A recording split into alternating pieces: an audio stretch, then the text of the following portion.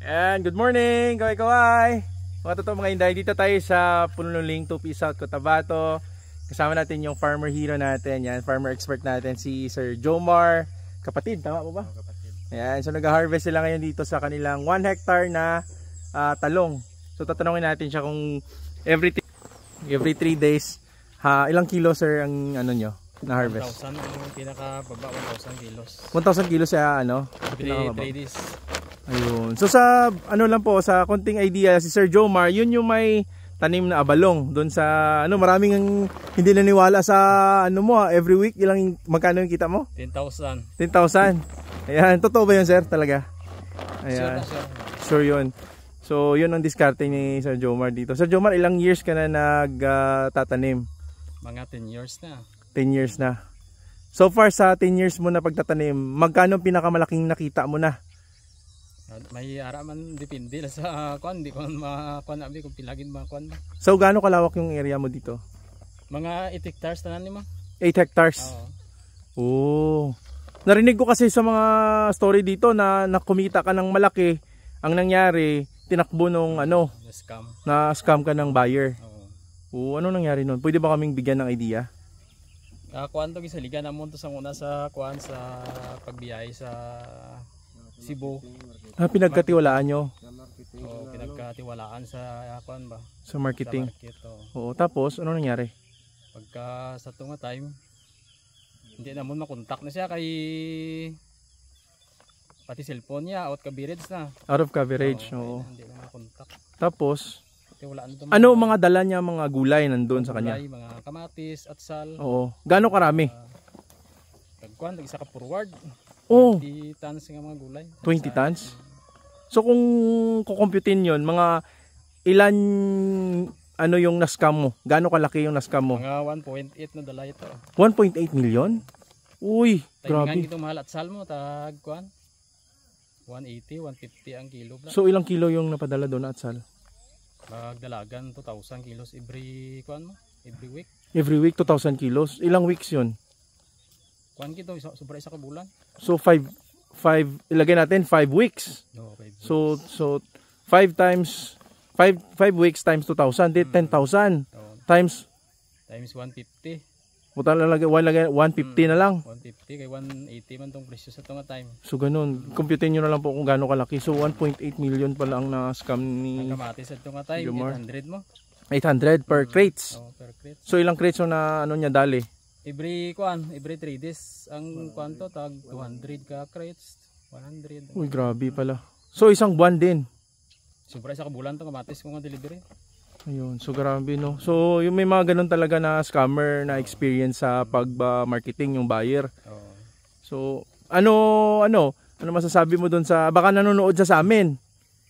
Anong masasabi mo sa kanya? Baka manonood siya, baka balik niya na naman din, di ba?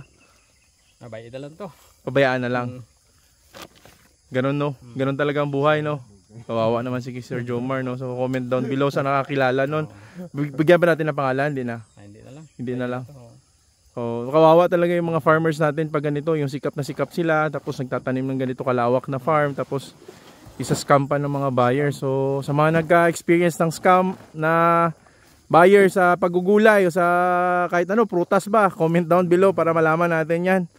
At sana mapagtuunan din ng pansin. Kawawa sila Sir Jomar, no? 1.8 million. Yun na sana ang magpapaano sa'yo. Oo. Umpisa. Itong dako nga umpisa itong puhunan naman ba? Yung puhunan talaga. So anong year yun, sir?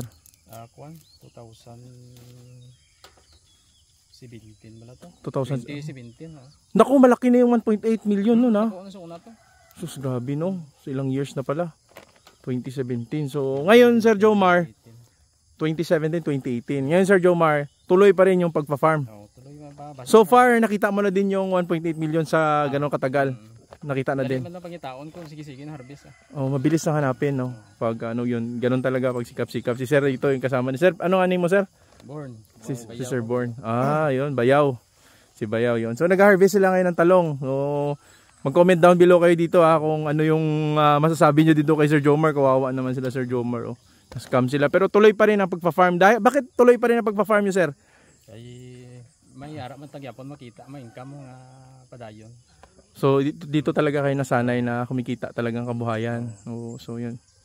At least napunta tayo sa kanya. So si Sir Jomar, kapitbahay ng farm namin. Andun lang yung farm namin sa kabila, yung mga 4 hectares. Nagtawanan nga kami sa sila, doon pala nagtrabaho dati sa kanal. Ang hirap ng kanal system doon, sir, no?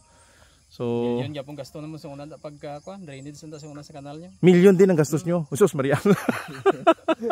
Kaya tuwa-tuwa si Sir Born pag sabi niya. Million naman lagan pero million yapong gasto naman mo. So million din yung gastos nila doon. Taga-tao, taga-adlaw. Everyday 30 ka tao. Grabe no, 30 to 40. So million din yung gastos nyo doon. Pero okay din naman, nakakita din kayo doon. Oo.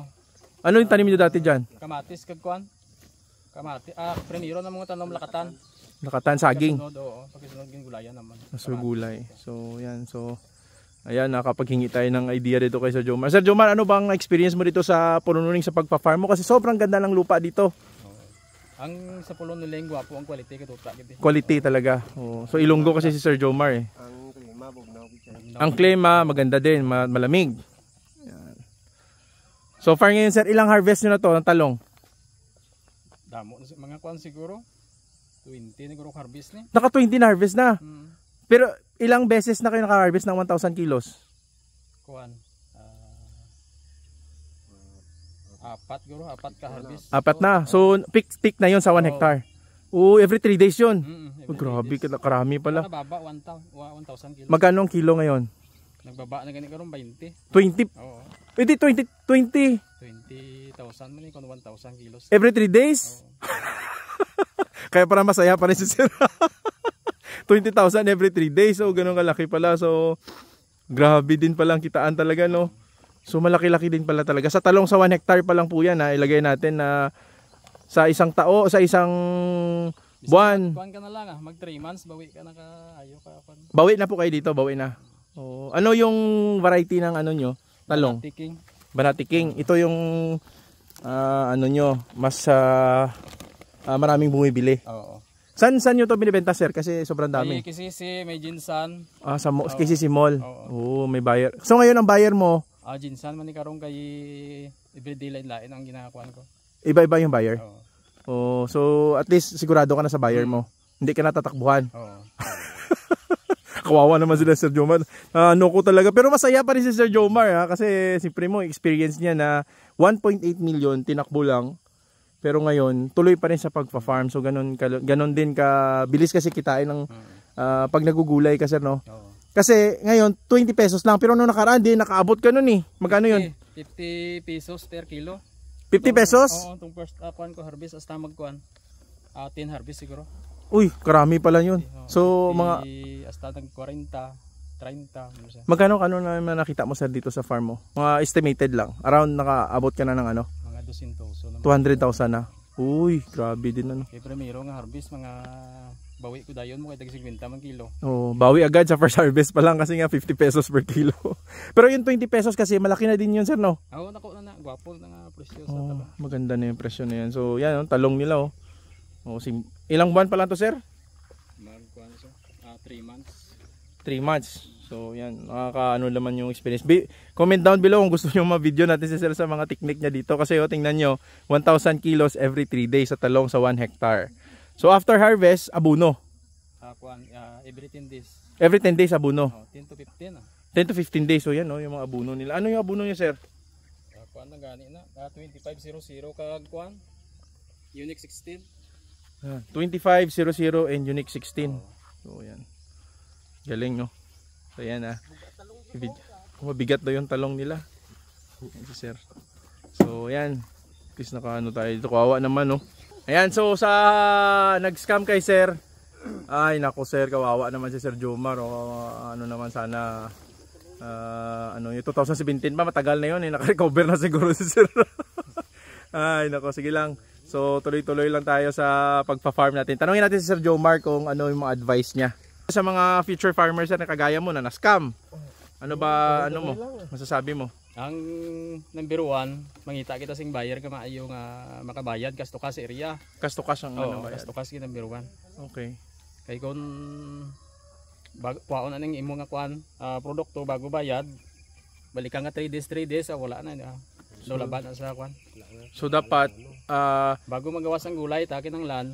bago lumabas yung gulay, Cash to cash sa area. cash to cash dapat. So yung ganap kayo ng buyer na ganun. Kung unless naman, kung halimbawa kakilala mo, okay lang ba? Kung kilala mo. Pero kung iba nga magkuha, mga Davao, hindi kayo pwede magpadala sa Davao nga hindi cash to cash. Okay. Oo.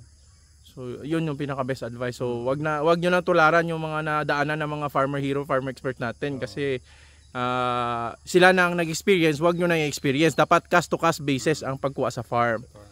Ayun. So thank you Sir Jomar. Kaway-kaway tayo sir. Okay lang ba video ka namin? Okay. Ayun. So bait talaga Sir Jomar, no. Kapitbahay lang sa farm. Si Sir Born din, no. Sir, kaway-kaway. May shoutout ka sir? Shoutout mo sino? May shoutout ka? Shoutout mo sa misis mo. Ayan, so dito tayo sa farm. So maraming salamat sir ha. So ayan, punta tayo sa farm mamaya. Tama tayo doon. Kaway-kaway. Maraming salamat mula dito sa Pulunuling Tupig South Cotabato. Kasama natin si Sir Jomar, kapatid. Ayan, si Sir Born din. Sir Born, kaway-kaway. Ayan. Bye-bye. Kita-kita sa susunod na video. Right.